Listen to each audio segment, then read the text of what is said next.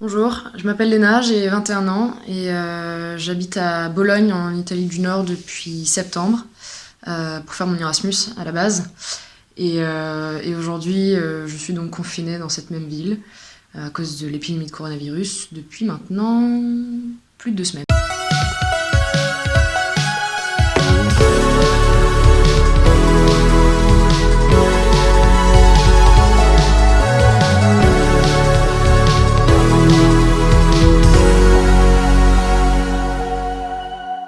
Alors, l'arrivée du virus en Italie, je dirais qu'elle a été assez soudaine et brutale parce que en un week-end, en fait, on a appris que y avait un nombre de cas de coronavirus assez important, qu'il fallait donc prendre des mesures, etc.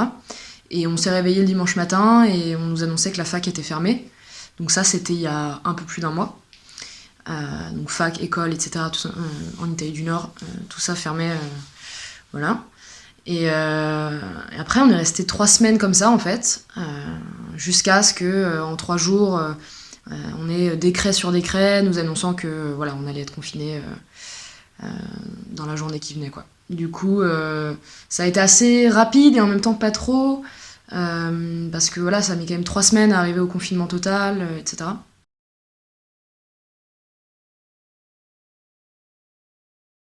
Je dirais que j'ai pas pris conscience de la gravité de la situation rapidement, bah, justement parce que il nous a fallu 3 semaines avant d'arriver au confinement.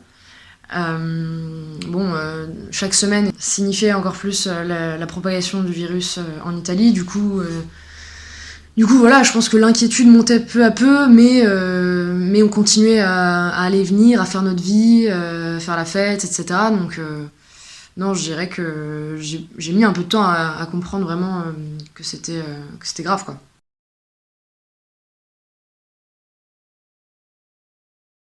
Je dirais que l'état d'esprit des gens que je côtoyais était similaire au mien, parce on était voilà, une bande d'Erasmus, du même âge, étudiants, etc.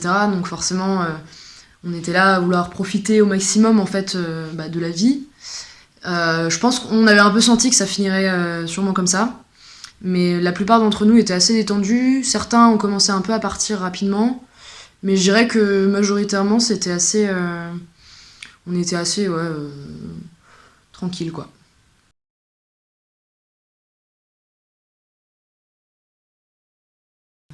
Aujourd'hui, non, je fais pas partie des gens qui remettent en cause encore la gravité du virus, tout simplement parce que depuis qu'on est confiné, depuis plus de 2 semaines maintenant, j'ai mieux compris. Et non, voilà, je pense que ouais, on a un peu exagéré et on n'a pas fait suffisamment d'efforts pendant 3 semaines. On n'a pas trop écouté, j'avoue, les directives du gouvernement, etc. Et du coup, ils ont dû prendre pour nous ces décisions bien plus restrictives. Donc là, aujourd'hui, je me rends compte vraiment ouais, que la situation est bien préoccupante, évidemment.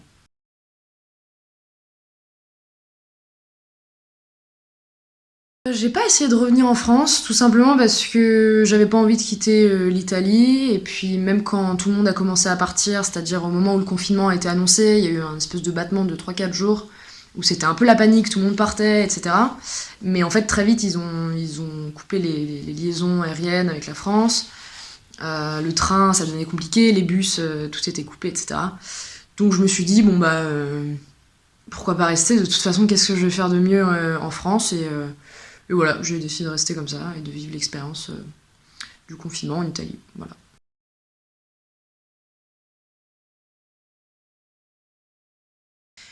Je suis confinée dans un appartement avec 2 autres personnes. À la base, on était 4, mais maintenant on n'est plus que 3. Et on a vraiment beaucoup de chance parce que on vit dans un appartement de 100 ou 120 mètres carrés à 3, donc franchement, on se marche pas du tout dessus. Et ça joue beaucoup, je pense, sur le moral.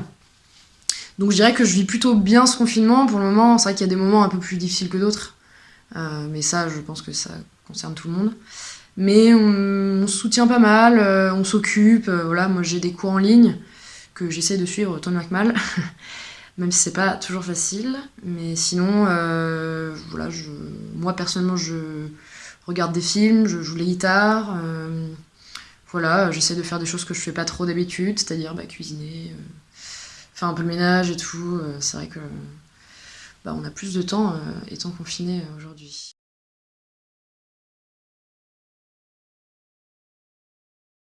Je sors parfois, oui, je sors comme tout le monde hein, pour faire les courses et ou aller à la pharmacie. Maintenant, ça m'est arrivé de faire des joggings au début du confinement. Et en fait, j'ai fini par me faire arrêter par la police. Donc voilà, ils nous ont dit que c'était plus permis.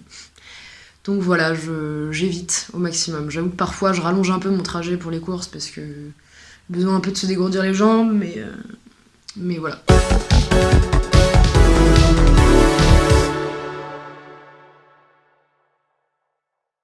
Je dirais que ce qui me manque le plus, c'est évidemment la vie qu'on menait avant.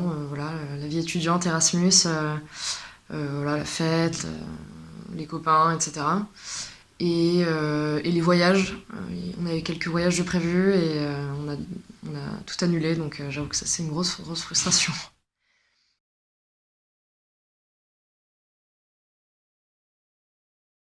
J'ai pas spécialement peur, même si le nombre de morts augmente tous les jours de manière assez importante et préoccupante. J'ai pas spécialement peur. Voilà, on fait suffisamment attention, je crois, ici. Et donc quand je sors dans la rue ou quoi, je suis pas paniquée ou complètement parano ou quoi que ce soit.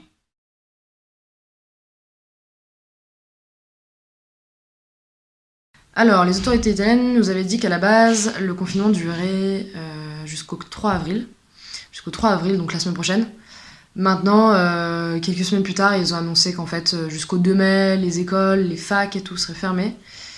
Donc voilà, moi j'avoue que je crois pas trop à la fin du confinement d'ici une semaine. On verra bien.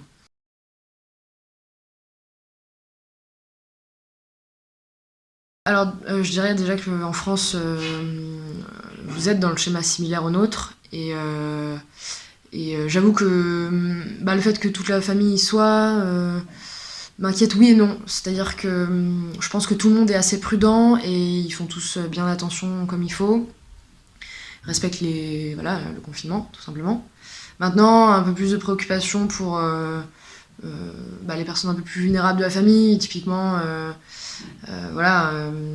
les grands-parents, etc. Je pense à mon grand-père qui est tout seul, lui il est pas non plus en super forme, du coup j'avoue que c'est un peu inquiétant pour lui. Maintenant, je pense que il est aussi confiné, etc.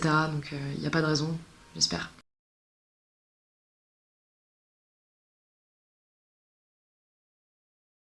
Oui, tout à fait, je parviens complètement à garder contact avec mes proches. Ça n'a pas changé en fait, parce que confinement ou pas, de toute manière, on gardait contact tout à fait normalement.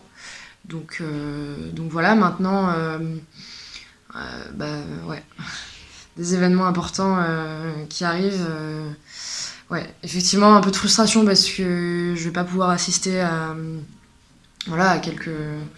quelques événements familiaux qui devaient se tenir dans les prochains jours là ou bien dans 2 mois. On verra si dans 2 mois ça le fait ou pas, mais un peu d'inquiétude par rapport à ça peut-être.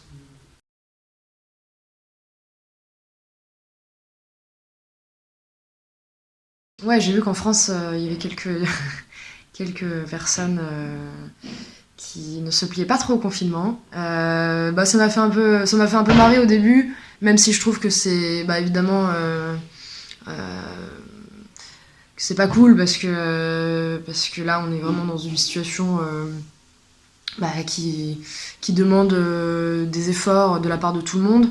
Après, j'ai vu à peu près le même schéma ici en Italie, c'est-à-dire que nous, au moment où on a été déclaré zone rouge, entre ce moment-là et le moment où ils ont déclaré le confinement général, parce qu'ils ont vu justement que ça marchait pas suffisamment bien, il s'est écoulé 3-4 jours et en fait on n'a pas vraiment suivi les restrictions à la lettre. Donc j'imagine que c'est normal le temps que les gens s'habituent. Et d'ailleurs, je pense qu'aujourd'hui je dis ça, mais en fait, à mon avis, en France, c'est déjà un peu mieux que ce que c'était au début du confinement. Je pense qu'il suffisait juste que les gens s'adaptent et peut-être se prennent une ou deux amendes pour comprendre, je sais pas.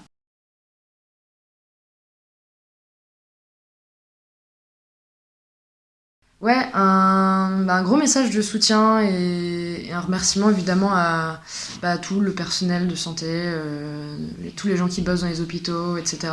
Tous les gens aussi qui bossent tous les jours dans les supermarchés, voilà, dans tous les endroits qui servent à faire vivre le pays, parce que sans eux, on serait bien embêtés.